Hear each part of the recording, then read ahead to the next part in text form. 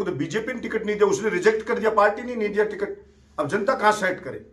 तो इसको जमाओ। इसको कहां जमाए इस मंदबुद्धि गधे को? ये जम वही सकता कि इस गधे को गधे पे बिठा दो काला मुंह करके, जो बहुत जम जाएगा ये। बाकी तो ये कहीं जम नहीं सकता।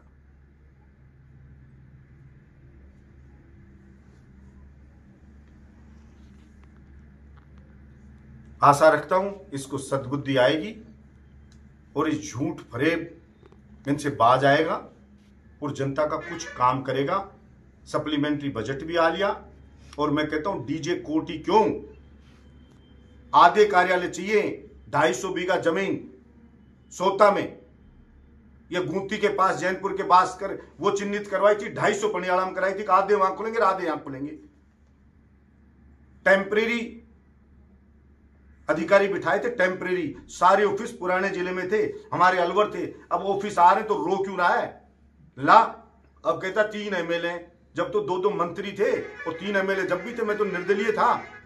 तेरी तो पार्टी की सरकार यहां भी, केंद्र में भी। बहरोड के लोग लड़के जिला लेकर के आए, नहीं तो बानसूर वाले भी चाह रहे थे कोटपुतली बानसूर जिला बन जाए। विराटनगर वाले भी धरना दे रहे थे कि कोटपुतली विराटनगर जिला बन जाए। शाहपुरा वाले भी कह रहे थे कोटपुतली शाहपुरा जिला बन जाए। लेकिन जिला बना कोटपुतली बहरोड। तो लाओ फिर रो क्यों रहा है? हर चीज है। पहले वाले एमएलए ने कह दिया। अब बताओ इनके दिवालियापन देखो।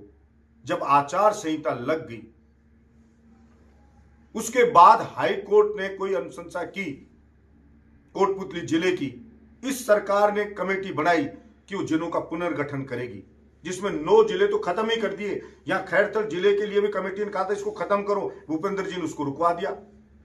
हाई कोर्ट ने करी, वो एक लेटर लिखा। डिसीजन सरकार करती है कि उसको कहां खोलना है, डीजे कोर्ट, सेशन न्यायालय कहां खोलना है। इसी सरकार ने यह कर दिया कि कोटपुतली में खोलना है। वो तो तू बदलवाया नहीं पाया कि वो आचार संहिता में हाई कोर्ट ने लिख दिया था। तो लिख दिया था तो बदलवा देता।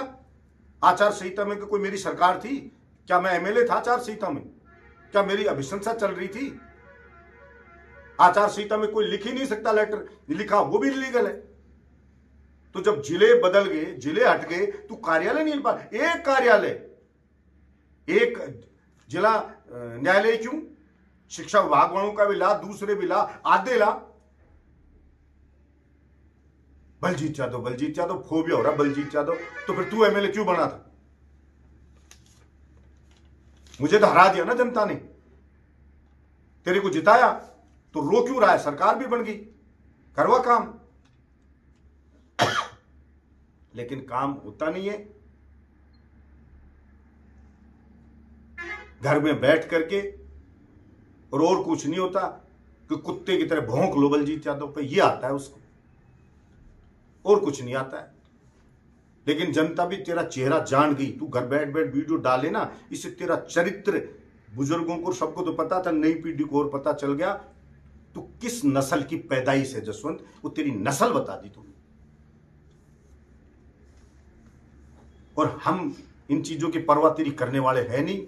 मैं तो शुरू से कहता हूं तू चिल्ड पिल्डिया सांप है जसवंत, और तेरा बेटा है वो सबोड़ा है तेरा। और हम तुम्हारी दोनों की 18 में थोथरी रगड़ी थी तेरे बाप बेटे की। बीजेपी की टिकट पे होते तुझे तीसरे नंबर पे पटक के तेरी जमानत जब्त के पास पहुंचाया था।